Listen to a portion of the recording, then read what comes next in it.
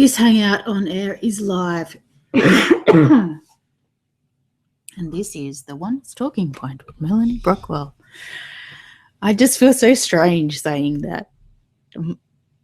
Must record some kind of pre-thing so that I don't have to say it every time. Anyway, this week, the topic is compassion. Lots of people have talked about compassion and their version of compassion, the principle of compassion, the act of compassion. But I think the way it makes sense to me is some kind of automatic truth. Compassion as some universal, fundamental,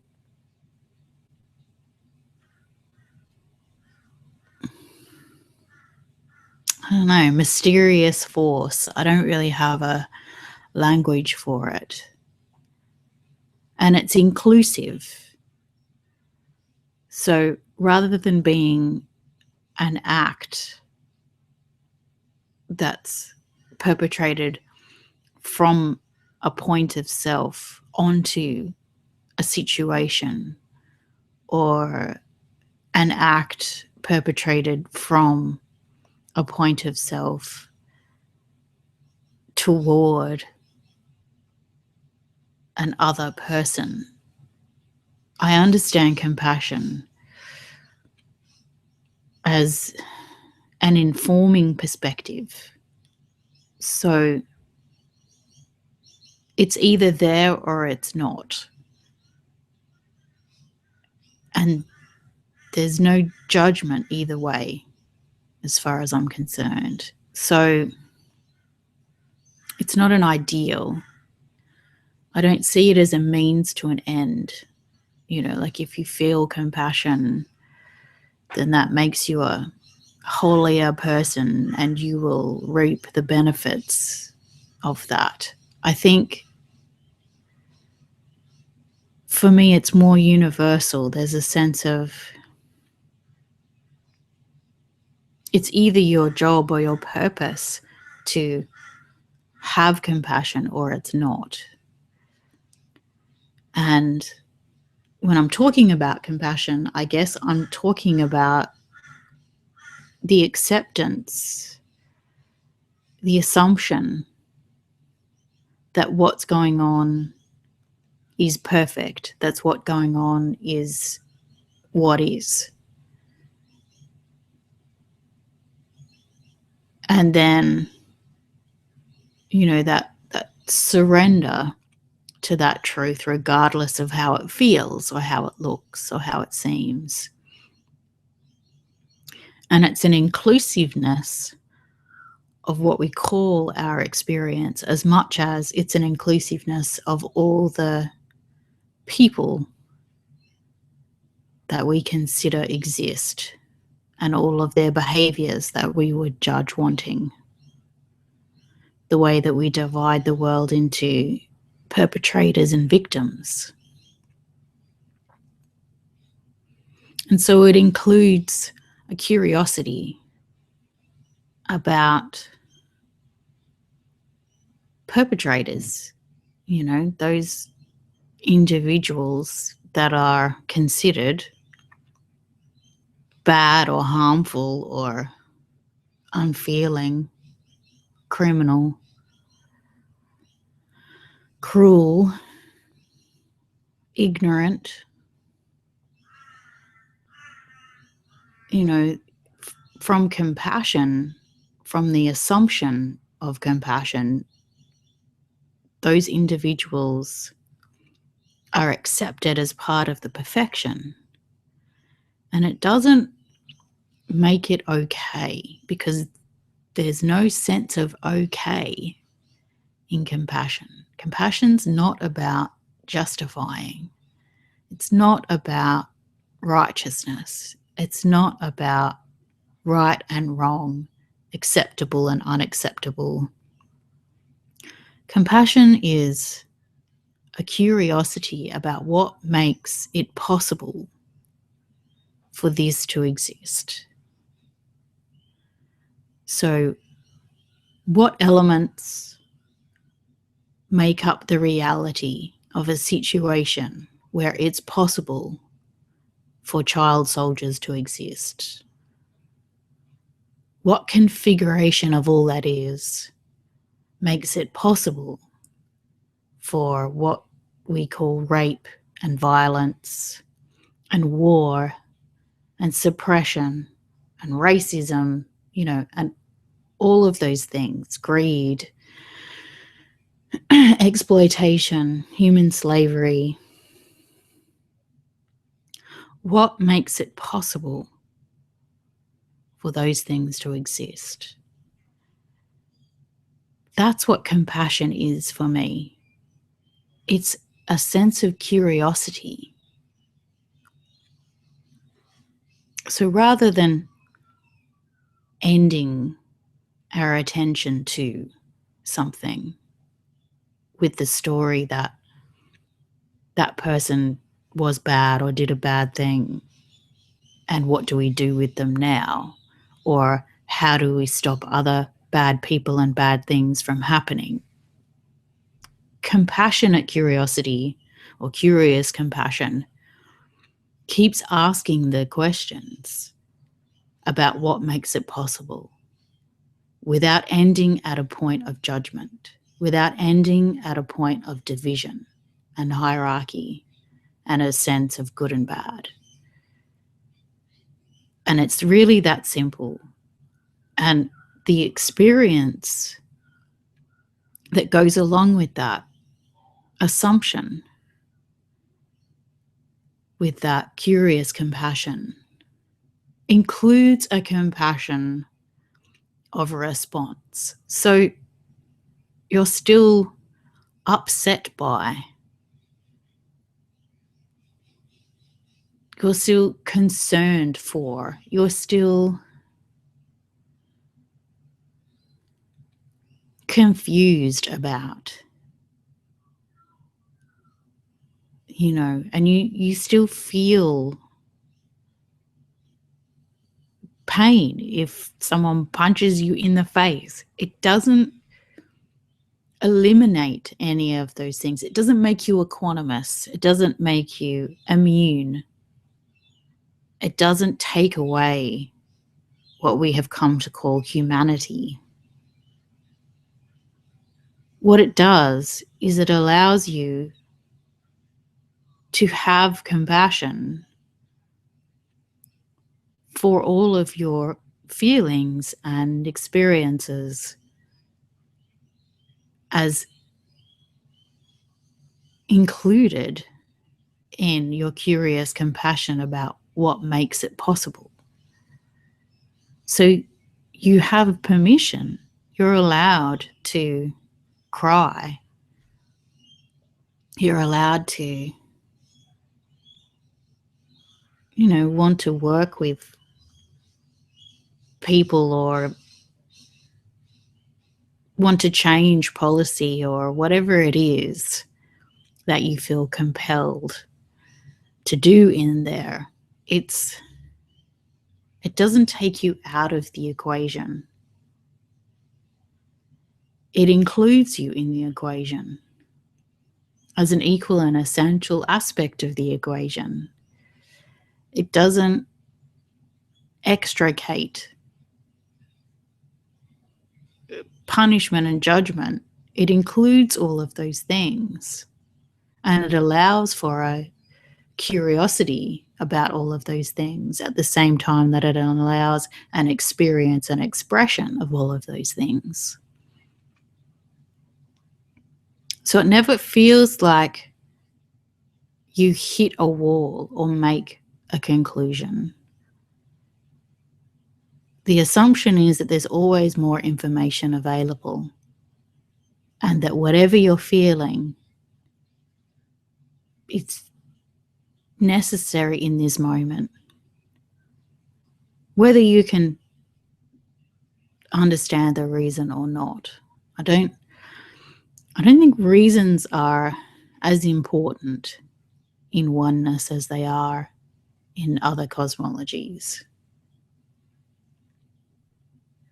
There's so much trust that the unreasonable is allowed to exist without a seeking of answers. You know, even that sense of curiosity about what makes it possible is not a means to finding an answer to what makes it possible. The curious compassion of investigating what makes it possible, or asking the question what makes it possible, or being open to the experience of what makes it possible, or making your self focus on, is about being in the mystery.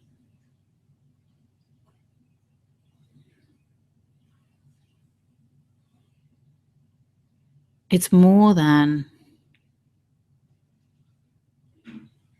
a sense of solving a puzzle. There's a sacred, divine wholeness, trust of not knowing that goes along with all of that. And you still intervene in normal, everyday ways. It's not that you don't have what we would call a human experience. It's that you understand it as more than that. You understand it inclusively.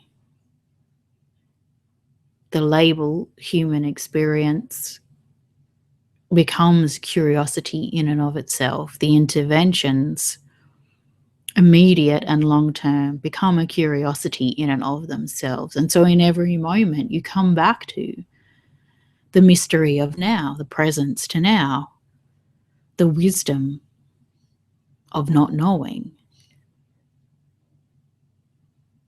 And even if you find yourself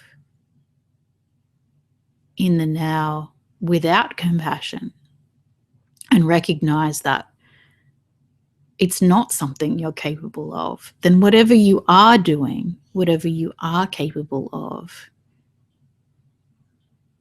is your purpose, is your wholeness, is the divine oneness and wholeness of all that is, as the whirlpool of the experience called you, rather than some sense of deficiency. Unless, of course, you feel called to have an experience of deficiency, and then you will have that experience. You will question the truth of. You will know what is true for you, because even as I say, you will accept that true compassion is not something available to you. There will be some reaction inside of you that argues with me or gets upset about it. And that's your truth making itself visible. Your truth is the one that argues and gets upset. It's communicating with you. It's living you. In an inclusive understanding, those arguments and doubts and tears and wanting are part of your sacredness, are part of your perfection, are part of a cosmic conversation. It's only in a cosmology of separation that requires labels to differentiate that you come to know those things as doubt and opposition and competition. And if that's the cosmology that you're here to have, then have that. There's something powerful in being able to see, acknowledge, allow, accept whatever cosmology you're here to have. And I think that's part of universal compassion. That's an extension of oneness and surrender, which allows you to have the version of compassion and the cosmology that is true for you. without trying to fix, change, or heal, or teach, or move you towards, or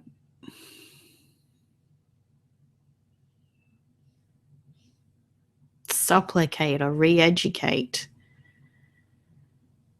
If you have decided that there's something about your experience that you can call suffering, then what would you like to do with that? Would you like to consider it sacred and perfect for your purpose? Or would you like to find a means to an end to get rid of it? Or would you like to understand it as a punishment for past actions or inactions? What truth makes sense for you is more important to me in oneness than any other imposed perspective that someone might have.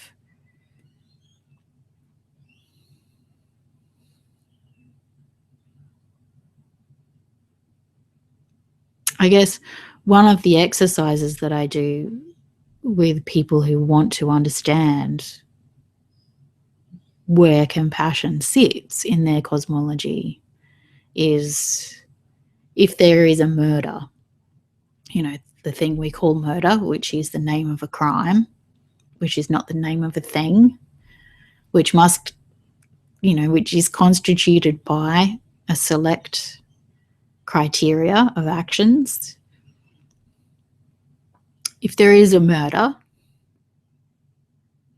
who do you feel compassion for? Who are you curious about what makes this possible? Is it the murder victim? Is it the murderer?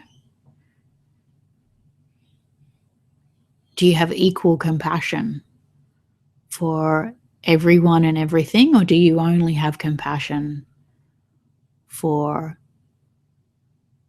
those people that you consider victims and deserving? What makes someone deserving of compassion? If it's not everyone, if you don't have curious compassion for everyone and everything that has ever lived, then who do you and what do you have compassion for? And I guess in this instance, the compassion that we're talking about is a perfection assumption and curiosity about what makes it possible for this to exist. So rather than trying to justify the victimhood of a perpetrator, so there is often a discussion about, say, child abusers are victims of child abuse. That's a justification. We're not talking about justification.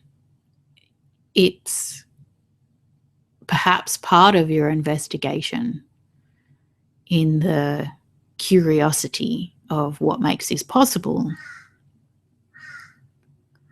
But a victim story about a perpetrator is a very culturally heavy kind of investigation.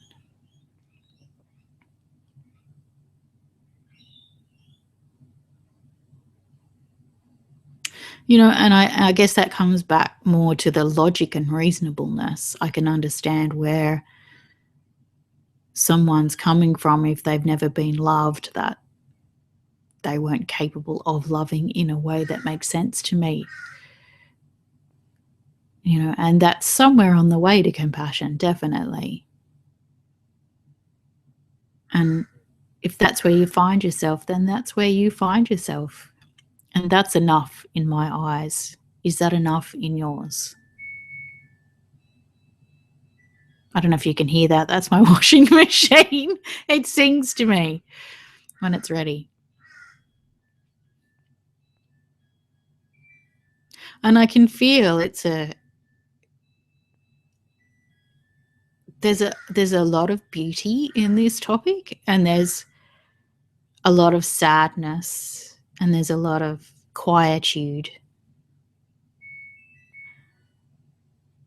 And it's a vulnerable space to be in, almost like prayer. I think it feels similar to that. But even then, I think there are different forms of prayer, so that's hard to pin down.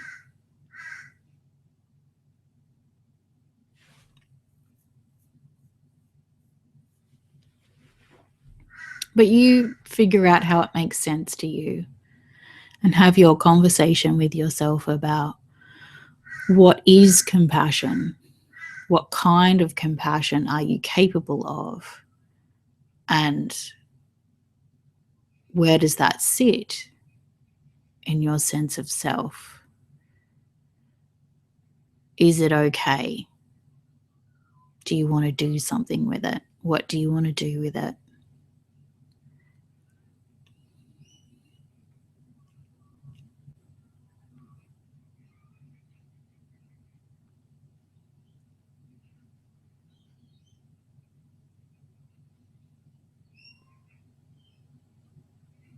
Maybe think about the things or people that you can't feel compassion for. They simply are bad, or they simply have done bad, or they simply are ignorant, or they simply are harmful. And you can't go any further into that investigation. There's no more curiosity available to you. They're responsible for what they've done, and what they've done makes them perpetrators, or makes them criminal, or makes them on the bad, evil side of judgment. They failed in some way. They had access to choices, and they made choices that mean they don't deserve your compassion. Think about those situations.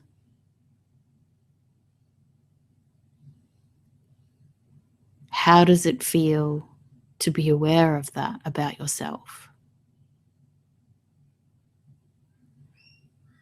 And if there was someone sitting next to you who is capable, because it's their purpose to feel compassion for those situations or those individuals, what happens for you? Not because they're judging you, but because compassion is available in other places. Can you accept that it's part of your purpose to not be able to feel compassion for those situations and those people?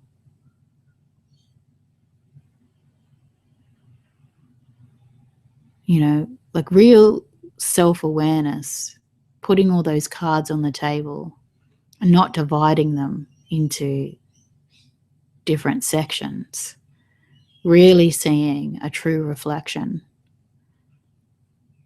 is an interesting proposition. Some people find it difficult, and that's okay. I don't think it's meant to be easy or difficult. I think it's meant to be whatever happens for you.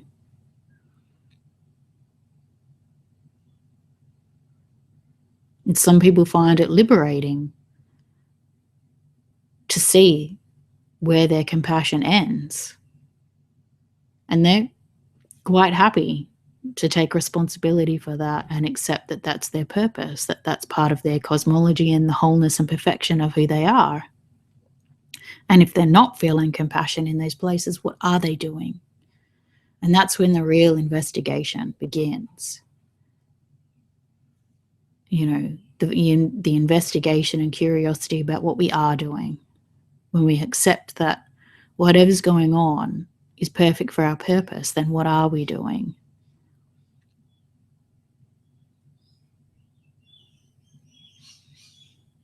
See how you go with that today.